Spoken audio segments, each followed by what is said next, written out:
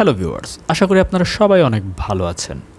আজকে আপনাদের সাথে যে বিষয়টা নিয়ে কথা বলবো সেই বিষয়টা এই সোশ্যাল মিডিয়ার যুগে, ডিজিটাল যুগে অনেক বেশি ইম্পর্টেন্ট। আজকে আপনাদের সাথে কথা বলবো একটা সোশ্যাল মিডিয়ার স্ল্যাং ওয়ার্ড টার্ম, সেটা হচ্ছে ব্রেইন রট।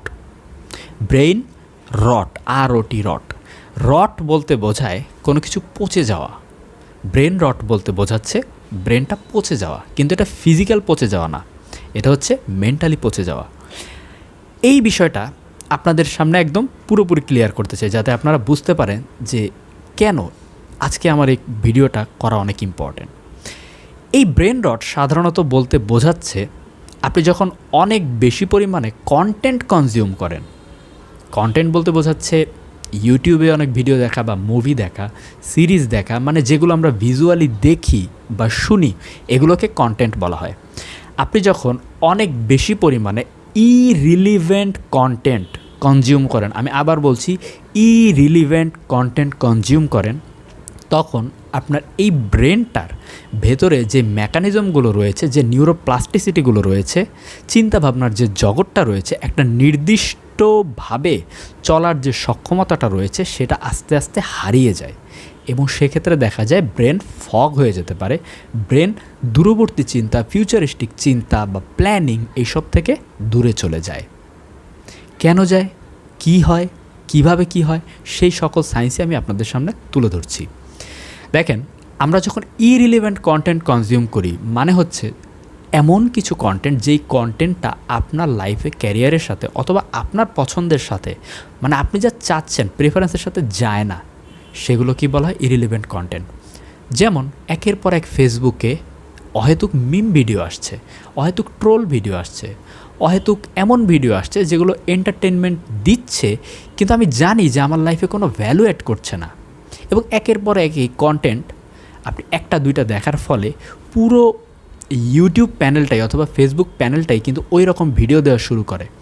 তখনই আমাদের কিন্তু ইরিলিভেন্ট কন্টেন্টের একটা ঝড় আমাদের ব্রেনে আসতে থাকে এবং এটা করতে করতে যেটা হয়, আপনার ব্রেন নির্দিষ্ট কোনো দিকে নতুন নিউরোপ্লাস্টিসিটি খুলতে পারে না, কারণ এগুলো ইরিলিভেন্ট। রিলিভেন্ট ভিডিও যদি আসতো একের পর এক, তাহলে খুলতে পারতো। মনে করেন আপনি যদি একের পর এক ধরেন স্মার্ট, ফিটনেস, জিম এইসব ভিডিও দেখেন, তাহলে যত আপনি এটা দেখবেন তত বেশি বেশি আপনার ভেতর ওই নিউরোপ্লাস্টিসিটি গ্রো করবে। আপনার ব্রেন ওই সব বিষয় নিয়ে প্ল্যানিং করবে, ফিউচার কল্পনা করবে এবং আপনাকে দিয়ে ওই সব কাজ করাবে। আপনি ধীরে ধীরে দেখবেন যে আপনার ভেতরে জিম করার বা ফ্যাশনেবল হওয়ার একটা মানে ক্রেভিং চলে আসছে। কিন্তু আপনি যখন ইরিলেভেন্ট ভিডিও দেখছেন, আপনি যখন এন্টারটেনমেন্ট পারপাসে দেখছেন বা একটার সাথে আর একটা লিঙ্ক নাই এরকম ভিডিও বা এরকম কন্টেন্ট যখন কনজিউম করছেন, আপনার নিউরোপ্লাস্টিসিটি কোথাও স্থির হতে পারছে না। এটাই হচ্ছে ব্রেইন রট। আপনার ব্রেনের নিউরোপ্লাস্টিসিটি কোথাও সে স্থির হতে পারছে না।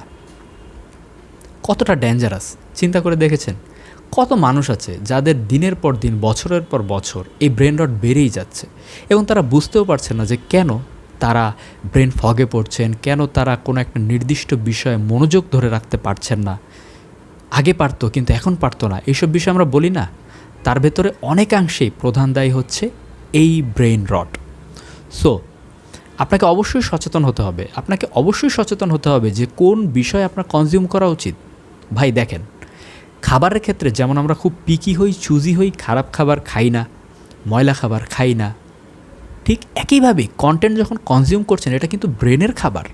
সেক্ষেত্রেও আপনাকে প্রচুর পরিমাণে সচেতন থাকতে হবে যে আপনি কী দেখছেন, কী শুনছেন। দেখা হবে পরবর্তী ভিডিওতে। সে পর্যন্ত আপনারা সবাই ভালো এবং সুস্থ থাকবেন, ব্রেন রট থেকে দূরে থাকবেন বলে আমি বিশ্বাস করি। আল্লাহ হাফেজ।